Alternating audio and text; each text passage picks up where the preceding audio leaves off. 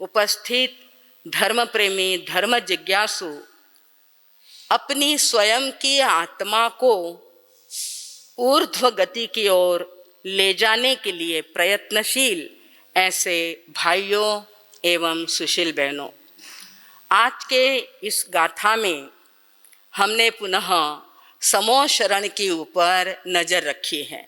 कल हमने क्या देखा था? पेड़ को देखा था, अशोक वृक्ष को देखा था। समस्त वृक्ष राजी जितने भी पेड़ हैं उनका आदर सम्मान करने की आज्ञा प्रभु ने फरमाई है वनस्पति काय के रूप में।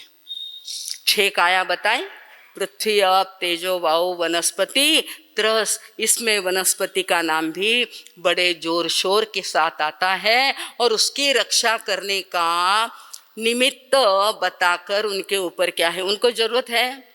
उनको तो किसी छतरी की भी नहीं और झाड़ की भी नहीं, परंतु ये संदेश हमको दिया है कि सकल जन इन वनस्पति काय के जीवों की भी क्या करे, रक्षा करे। ऐसी भावना से हमने कल की गाथा को देखा। आज की गाथा हमारे सामने बड़ा रहस्य लेकर के आई है। हमने खाली शब्द पढ़ लिया है, सिंहासने मणिमयूख शिखावि चित्रे। वो सिंहासन कैसा है? रत्न जड़ित, जिसके अंदर क्या लगे हुए हैं? हीरे, माणिक, मोती, पन्ना, ऐसे अनेक प्रकार के रत्न। और वो भी रत्न क्या अपने पृथ्वी से लगे हुए हैं, पृथ्वी की तरफ से गए, सराफों की बाजार से, सराफों की दुकानों से, बड़ी बड़ी दुकानों से। कौन लगाने वाले हैं? इंद्र, देवी, देवता, देवलोक के रत्न और माणिक है। आप सोचिए, जरा कल्पना करिए, जब भी ध्यान करेंगे ना, उस ध्यान के अंदर उस सिंहासन को अपनी दृष्टि में लाइए और फिर कल्पना करिए कि कैसे वो सिंहासन है। मणिमयूख, मणि युक्त, अनेक प्रकार के मणि उसके अंदर जड़े हुए हैं। दूसरी तरफ क्या बताया कि वहाँ पर सूरज की पहली किरण आई है और सूरज की किरणें आने के कारण, क्योंकि प्रभु का जो आसन होता है समूह शरण के अंदर, वो बड़ा ऊपर होता है, ऊंचा होता है। और ऊंचा होता है तो किरणें पहले उन्हीं के ऊपर पड़ती हैं। और जब किरणें पड़ती हैं प्रकाश की, सूरज की, तो मणि और क्या हो जाते हैं, है ना, चमकते हैं। अब सादे सादे 10-20 लाख के हीरे के अगर आप देखें, उसके ऊपर अगर किरणें पड़ी है तो वो कैसी चमकती है? चमचम चमकती हैं। सच्चे तो क्या, हमारी वो बहनें पहन के आती है ना, झूठे झूठे भी इमिटेशन, इधर से शब्द आया, ख्याल में नहीं आया, तो इमिटेशन पहनती है। उस पर अगर लाइट चमकता है ना, या सूरज की किरणें चमकती है, तो वो भी क्या होती है? देखा है ना आपने, हमने तो बहुत देखा।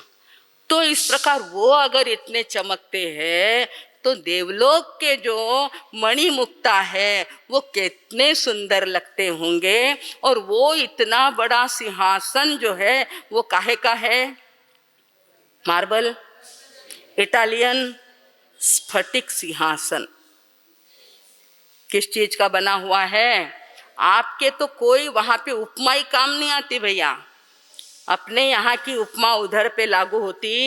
एक तो वे परम पिता है, केवल ज्ञान और केवल दर्शन के धारी है, और देवी देवता उनकी सेवा में है, उनको किस बात की कमी है? और वहाँ पर तो उन्होंने जो रचना करी है ना, रचना की बात आपको बताएंगे जरूर, किस प्रकार समूह शरण की रचना 12 परिषदों के साथ होती है।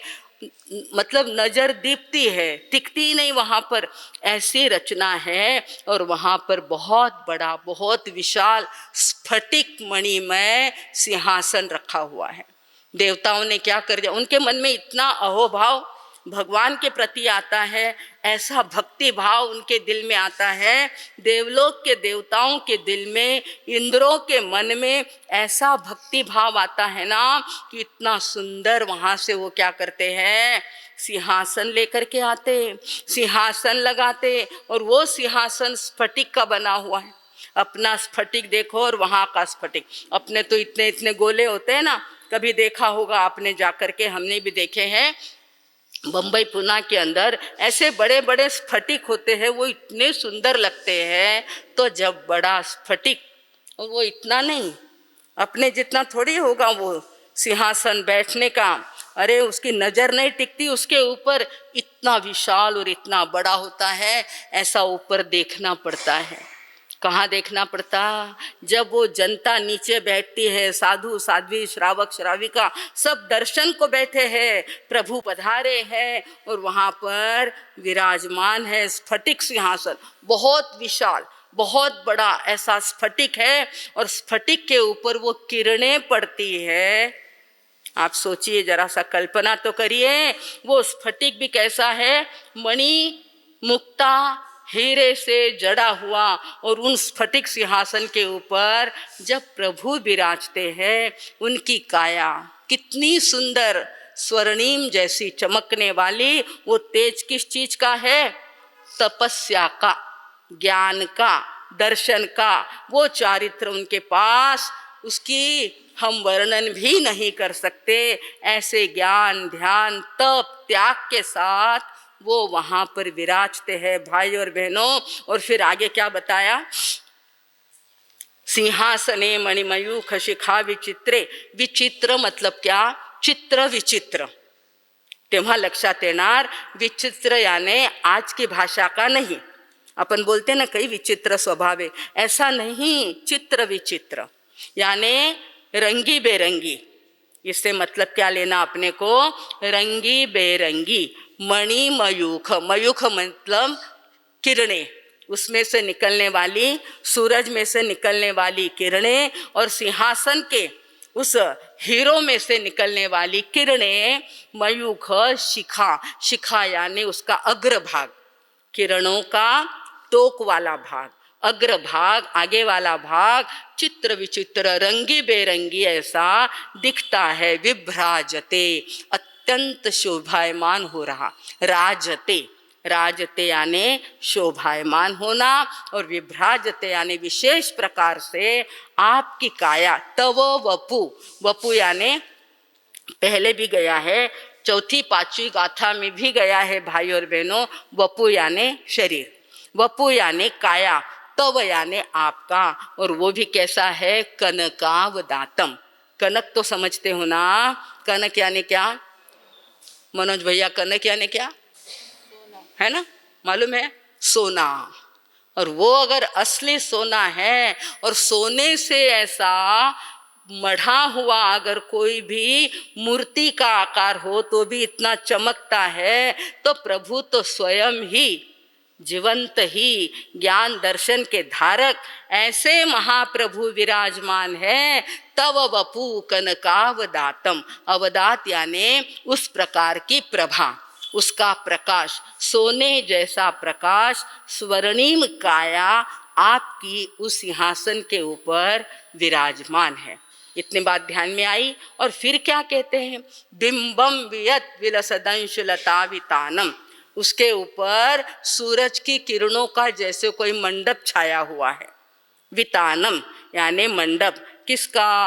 अंशुलता, अंशु यानी सूरज की किरणें, उस किरणों का मंडप जैसे वहाँ पर छाया हुआ है। आगे की कल्पना करी प्रभु ने, यहाँ के मानतुंगाचार्य जी ने कहा, तुंगोदयाद्रि शिरसी व सहस्त्र रश्मि। तुंगोदयाद्रि, आद्रि यानी पहले भी आया है पर्वत, अब यहाँ पर उन्होंने पर्वत लिया हिमालय पर्वत। थोड़ी सी कल्पना करने के लिए या अपने को समझने के लिए उन्होंने कहा हिमालय का पर्वत है, उसका शिखर है यानी टोक का भाग। हिमालय पर्वत का टोक का यानी शिखर का भाग है, और उसके ऊपर अगर सूरज की किरणें पड़े तो कैसा दिखेगा? आप ही कल्पना करो। अपन देखा ही नहीं, अपन ने ना हिमालय ना कैलाश, कोई पर्वत ही देखने को अभी तक गए नहीं अपन। परंतु मानतुंगाचार्य जी ने अपने को समझने के लिए वो बताया है कि भाइयों बहनों समझ लो कि बहुत सुंदर ऐसा हिमालय का पर्वत है। मेरू पर्वत जैसा बहुत बड़ा। अब हिमालय के पर्वत पर बर्फ तो होगा ही। अब बर्फ अगर उसके शिखर के ऊपर है और उस पर सवेरे सवेरे की किरणें, सवेरे सवेरे का प्रकाश पड़ता है, इधर बर्फ का शिखर और इधर से किरणें सूरज की पूर्व से आई है, तो वो नज़ारा कैसा लगेगा, चमकता हुआ। ऐसे तुंगोदयाद्रि, तुंग यानी शिखर, आद्रि यानी पर्वत, शिरसीव उसके किनारे के ऊपर, शिखर के ऊपर सहस्त्र रश्मि, जैसे सूरज की किरणें उसके ऊपर गिरती है तो वो चमकने लगता है। पर्वत क्या हो जाता है, चमकने लगता है। प्रभु आपकी काया मैं कैसे कल्पना करूं, मैं कैसे विचार करूं कि मेरे प्रभु, मेरे अरिहंत भगवान अकशाई है, अवेदी है, मल रहित है, दोष रहित हो गए हैं, ना राग ना द्वेष, किसी भी प्रकार के दोष उनके भीतर होते नहीं हैं। ऐसे वे, वो तो बैठने का आसन स्फटिक जैसा बताया, परंतु इनकी काया ही कैसी है, स्फटिक जैसी निर्मल, स्फटिक जैसी आर पार नजर आने वाली, ऐसी चमचम करने वाली प्रभु की काया उसके ऊपर विराजमान है। सोचे तो सही, अपना नंबर कब आएगा। ध्यान अगर इधर होगा तो नंबर आएगा, ध्यान इधर दीजिए, समय मत गवाइए कि अपना नंबर कब आएगा, कि थोड़ी किरणें तो हमारे निकले, इस जड़ शरीर में से कुछ न कुछ प्रकाश निकलना जरूरी है, और वो निकलता है, 100% निकलता है। प्रभु ने बताया कि मालिक सेवक को अपने जैसा बना देता है, बताया ना, नाट्यद्भुतम भुवन भूषण भूतनाथ। प्रभु मैं भी कभी न कभी कैसा बनूंगा, आपके जैसा बनूंगा, पर कब, कब के लिए बड़ी सुंदर शर्त लगाई। भाई और बहनों, थोड़ा सा मैं आपको जो दर्शन शास्त्र का और आध्यात्मिक ज्ञान की बात इसके अंदर आती है वो आपको बताना चाहती हूँ। समझ में आए या ना आए कोई बात नहीं, परंतु कहा गया है कि आत्मा कैसी है, अबद्ध अस्पृष्ट, कर्मों के साथ आत्मा चिपकी हुई है। ख्याल में आ रही बात, कितने कर्म, 8 कर्म, 8 कर्मों के कारण हमारी आत्मा क्या हो गई, आवरणमय हो गई है। परंतु उन्होंने एक बात बताई, उसके साथ सभी को सुनकर के जीवन में लाने जैसी बात है। क्या कहा कि वो अबद्ध और अस्पृष्ट है, वे कर्म के आवरण आत्मा के साथ भीतर में नहीं चले गए। कैसे है, चिपके हैं।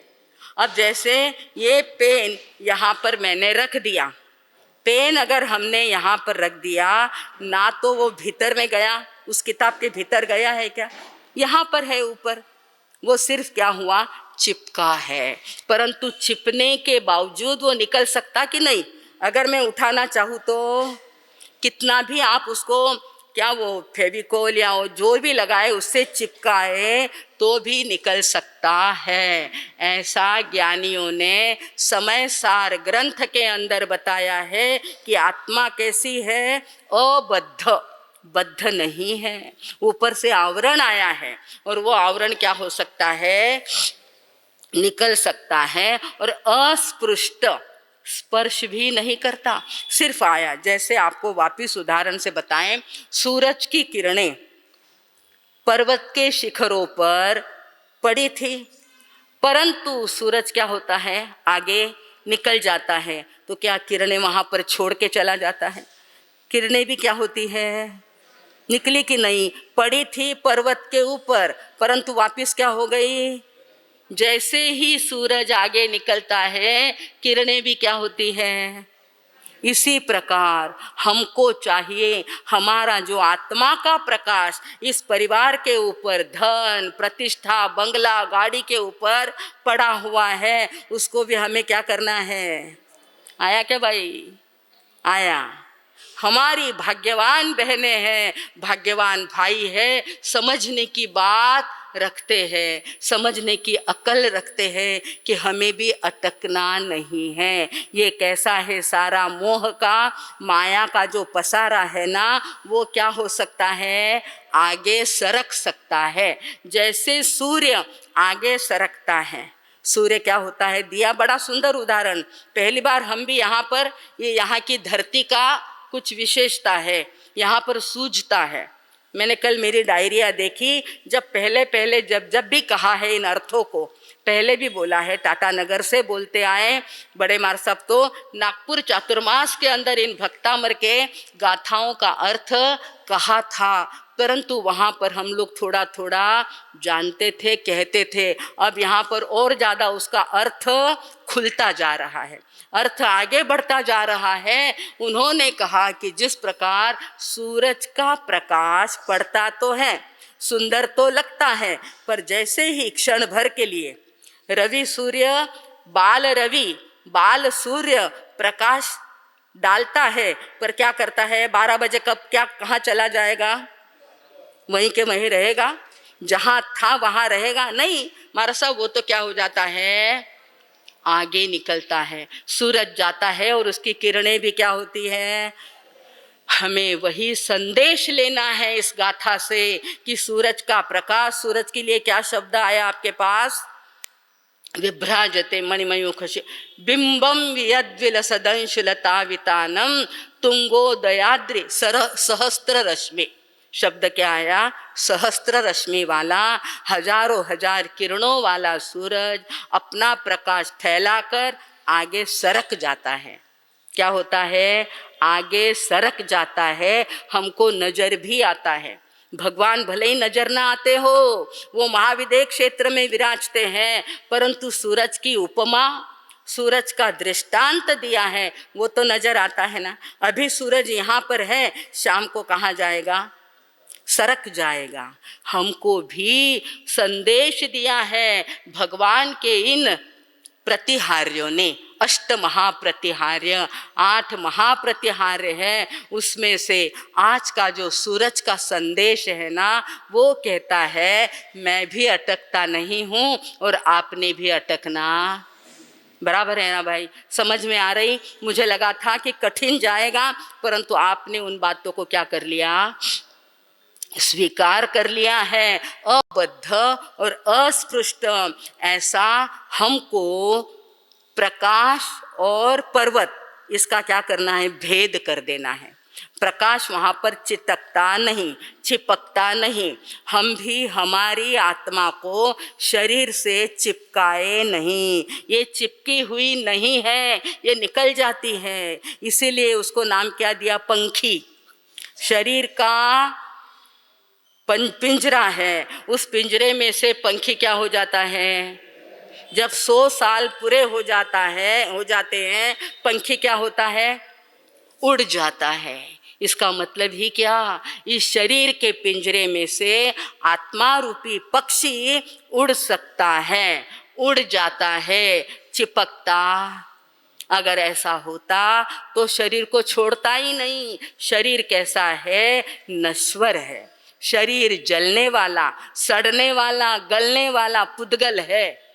क्या है शरीर, पुद्गल, ध्यान में रख लेना, शरीर जड़ है। बड़े मार साहब ने बड़ी सुंदर सुंदर कविताएं बनाई हैं, उसके ऊपर भी हमको मैं आत्मा हूँ, देह नहीं हूँ, मैं आत्मा हूँ, शरीर नहीं हूँ, मैं कौन हूँ, आत्मा हूँ। ये बात आज की इस गाथा में आई है भाई और बहनों। और दूसरी बात बताते हैं कि इसका अपने को क्या करना, ग्रंथि भेद करना है। इसको क्या कहते हैं शास्त्रों में, ग्रंथि भेद। ग्रंथि भेद यानी भेद ज्ञान। भेद ज्ञान वहाँ पर दिगंबरों के अंदर बचपन से सिखाया जाता है। तू आत्मा है, शरीर नहीं है, शरीर जड़ है, तू चेतन है, शरीर जड़ है, तू चेतन है। बार बार इसको सिखाया जाता, तो चलते चलते जब वो 30-40 साल का हो जाता है, बराबर उसके ख्याल में आ जाता है कि मेरा शरीर जड़ है और मेरी आत्मा चेतन है। अपने को भी जाग्या त्या थी सवार, अभी जग गए अभी लग जाओ काम में, और काम में लग जाते हैं ना भाई और बहनों, अज्ञान का अंधेरा जाने में देर लगती कभी भी नहीं लगती। अब इस भवन के अंदर या किसी भी तुम्हारा वो क्या होता है कोल्ड स्टोरेज, या कई सालों से बंद है कोई आपका मकान अगर बंद है और गोडाउन के अंदर बहुत बहुत अंधेरा है, आप गए हैं उसके अंदर और उस गोडाउन के अंदर आपने लाइट का बटन दबाया है, 10-20 साल से वो अंधेरा वहाँ पर था, आपने उसमें लाइट लगाया, अंधेरे को जाने में कितनी देर लगती है बताइए? कुछ लगता है? कितने सालों का अंधेरा था, जाने में देर नहीं लगती। ऐसा अपना जन्म जन्म का अंधेरा अज्ञान का मिथ्यात्व का है, परंतु सम्यक्त्व का लाइट अगर लगाएंगे, ज्ञान का बटन अगर दबाएंगे तो प्रकाश होने में देर नहीं लगेगी। पर जाकर के बटन तो आपको क्या करना पड़ेगा? इतना तो करना ही पड़ेगा। इतना भी ना करे तो अंधेरा जाने वाला नहीं है। भाई और बहनों, ये हमारी भक्तामर की गाथा एक एक गाथा एक एक बटन को दबाने का काम कर रही है और उससे हमारे जीवन में प्रकाश फैल रहा है। यहाँ पर बताया है कि जिस प्रकार वो प्रकाश, सूरज का प्रकाश पर्वत पर अटकता नहीं, आगे सरकता है। दूसरी बात, आगे तो सरकता है, दूसरी बात वहाँ पर वो चिपकता भी नहीं, आगे सरक जाता है। और हमें ध्यान रखना है कि हमारे जो अरिहंत परमात्मा है ना, वो इस जड़ भौतिक जो वैभव है, ये सारा का सारा क्या है, उसके अंदर अटकते हैं क्या? अटक गए कि नहीं? घनो सुंदर आबे मैं छोड़ने नहीं जाऊँ। देखा कहीं सुना कि इतना वैभव अपने पास तो कुछ भी नहीं, इतना अपार वैभव उनके पास है, परंतु वो क्या करते हैं? उससे चिपके हुए उसको छोड़ करके आगे निकल जाते हैं। 4 घन घाती कर्म तो छोड़ दिए, अब 4 घाती कर्म तो क्या कर दिए? नाश कर दिए। अब थोड़े से कर्म जो बचे हैं उसका भी नाश करके वे कहाँ चले जाएंगे? सिद्ध बुद्ध और मुक्त गति में प्रवेश करेंगे। यानी उनका मोह, उनकी ममता, उनकी आसक्ति उस वैभव के अंदर अटकी हुई है क्या? ये दूसरा संदेश इधर, दूसरा संदेश इस गाथा से लेना है कि प्रभु उस वैभव के अंदर भी नहीं अटके। और हम किस वैभव के अंदर अटके हैं? बताइए ना। संसार का तो ठीक, अपने घर का, अपनी काया का, अपनी ममता का, ये सारे बंधन में हम लोग अटके हुए हैं। भाई और बहनों, आज की गाथा हमें बता रही है कि हम इस जड़ शरीर का भी मोह क्या करें? आज से प्रयत्न करना है, इस ममता को हटाना है। और इस ममता को हटाने के लिए जागना पड़ेगा। आप हो या हम हो, हम कोई अलग है ऐसी बात नहीं है, और आप भी बहुत जागे हुए हो ऐसी बात नहीं है। अपन जो धर्म ध्यान कर रहे हैं वो सिर्फ व्यवहार है। ध्यान में लीजिए, व्यवहार के साथ निश्चय आता ही है, द्रव्य के साथ भाव आता ही है। भावना अगर हम शुद्ध, अति शुद्ध और निर्मल रखते हैं तो ममता हट जाती है, मोह हमारा दूर हो जाता है। थोड़ा सा कठिन विषय जरूर था पर करने जैसा था। अपना ये व्याख्यान नहीं, क्लास चलता है। ये ज्ञान ध्यान का गाथा के निमित्त से क्या होता है? क्लास चलती है, क्योंकि हमारे ज्ञानी भगवंतों ने बताया कि अब समय बहुत कम है। अपने पास समय कितना है आप अपना सोच लीजिए, आप अपना ध्यान लगा लीजिए कि किस प्रकार हमें जीवन जीना है। नहीं तो सामान्य जीवन तो जीते ही अपन, जो सामान्य लोग जीते हैं। पूछा किसी ने, जनाब क्या कर गए? पूछा किसी ने जनाब क्या कर गए? सीए किया, एमबीए किया, मौत आई, मर गए। क्या किया? यही चल रहा है बाहर। सीए किया, एमबीए किया, व्यापार किया, करोड़ों कमाए, और वो करोड़ों भी कमाते हैं फेरने के लिए जो चढ़ा हुआ होता है ना बोझा, उसको हटाने के लिए जिंदगी भर उसी में लगा देते हैं। तो पूछा किसी ने, जनाब क्या कर गए? सीए किया, एमबीए किया, मौत आई, मर गए। बोलो, है ना? व्यापार किया, पैसा कमाया। हाँ, संसार किया, पैसा कमाया, रिश्ते नाते निभाए, मौत आई तो ऐसे जाना है क्या खाली हाथ? अपने को शोभा देता है क्या जब अपने पास अष्टकर्म का विवरण है, निर्ग्रंथ प्रवचन है, ऐसे संत है निर्ग्रंथ, तो वे अगर अपने पास है और हम ऐसे खाली हाथ चले जाएं? नहीं। अब आज की गाथा हमें संदेश देती है कि तू भी क्या कर, अपने हृदय सिंहासन पर परमात्मा को विराजमान कर। सबसे पहले क्या करना अपने को? भक्ति के साथ अपने हृदय के ऊपर, हृदय सिंहासन, उसके ऊपर किसको विराजमान करना? वे निर्ग्रंथ अकशाई अनंत शक्ति संपन्न परमात्मा को विराजमान करना। कम से कम 5 से 10 मिनट उनका ध्यान करना। ध्यान के समय अपने कर्मों का आवरण हट जाता है, उसको हटाते हटाते फिर कहीं जाकर हमें भी ऐसी उच्च गति, ऊर्ध्व गति मिल सकती है, 100% मिल सकती है। भाई और बहनों, हम जागे, इन गहरे गहरे अर्थों को पहचानने का प्रयत्न करें और झाए यौवा पयत्तेणम, ध्यान करें प्रयत्न पूर्वक, ऐसा सूत्र के अंदर कहा है। तो भाई और बहनों, काफ़ी मैंने अर्थ आपके सामने परोसने का प्रयत्न किया है। अब अपन थोड़ा सा मराठी अर्थ देखेंगे। आपके पास लिखा हुआ है और उसके अंदर दूसरी लाइन में पहले अक्षर में ते विष्टरी शब्द आया। हमें आज तक समझ में नहीं आया था इसका अर्थ क्या है। कल राजू भैया सोनी को पूछा, उसने मुझे पूछा कि मारा सबीरो अर्थ कही। मैंने कहा भैया इतने दिन तो हमने देखा पर अर्थ समझ में, उन्होंने तुरंत वो आजकल सोशल मीडिया का ऊपर क्या आता है, मोबाइल, गूगल, हाँ, ये बहुत सारी चीज़ें आती हैं। हमारे जैन धर्म के लिए तो वो एक वरदान हो गया है। जिन शासन के लिए, जैन समाज के लिए वो एक क्या हो गया है, आप जैसे कहते हैं ना 14 पूरब का ध्यान, 14 पूरब का ज्ञान। और क्या होता है साहब, कितने कितने ज्ञानों की बात आती है, वो सारा उसके अंदर पन्ने पलटने ही नहीं पड़ती है, खाली ऐसा निकालो और उसके अंदर वो मोबाइल के अंदर आ जाता है सारी बातें। मैंने उसको पूछा भैया तुम घर पर हो क्या, तुम्हारा क्या वो लैपटॉप खोला है क्या? नहीं मार साहब मैं तो ऊपर गाथा लिख रहा हूँ। और उस गाथा के अंदर उसको जब प्रश्न पड़ा कि विष्टरी शब्द क्या है, समझ में नहीं आया, तो उस मोबाइल ने उनको समझाया और उन्होंने मुझे समझाया। अब देखो कई करा, ऐसी बात आई। सीखने का टाइम आ गया है, उसके अंदर उसका अर्थ तीनों चारों भाषाओं में दिया है।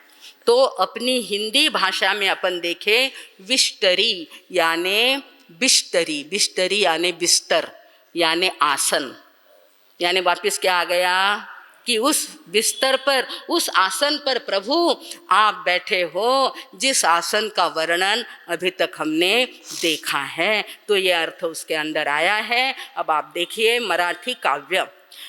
जेंद्र नीलमणियुक्त दिसे विचित्र,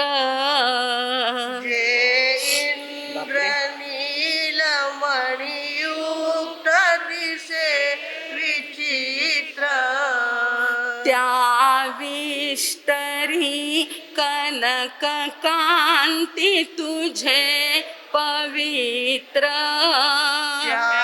विष्टरी कनक कांति तुझे पवित्र, शोभे शरीर रवि बिंब जैसे नभात,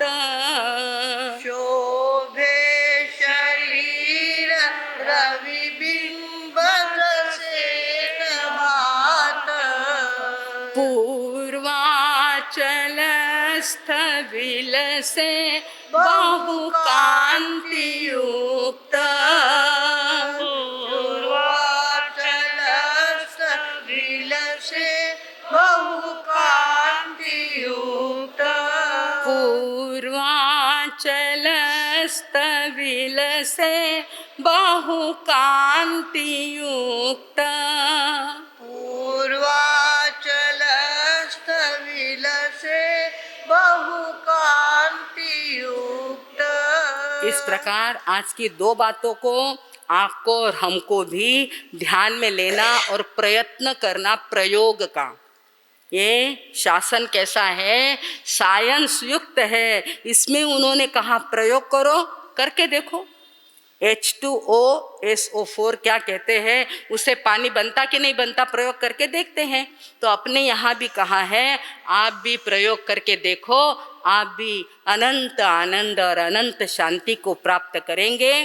परंतु शर्त है कि जिस प्रकार सूरज का प्रकाश चिपकता नहीं है, निकल जाता है, हमको भी आज से संकल्प करना है हम किसी भी बात में चिपकेंगे नहीं, अटकेंगे नहीं, आसक्ति नहीं, मारो मारो नहीं, थारो थारो नहीं, कुछ भी नहीं, अलिप्त होकर जीवन जीने का आज से अभी से हम सबको प्रयत्न करना है। हर बात में मैं अलिप्त रहूँगा और अलिप्त रह करके आनंद को प्राप्त करूँगा। भाई और बहनों, हम सब ने प्रभु भगवान की भक्ति करी है, उस भक्ति के कारण हमको अनासक्त होने की शक्ति प्राप्त हो। इसी शुभ मंगल की कामना में अब मैं विराम लेती हूँ। ओम शांति।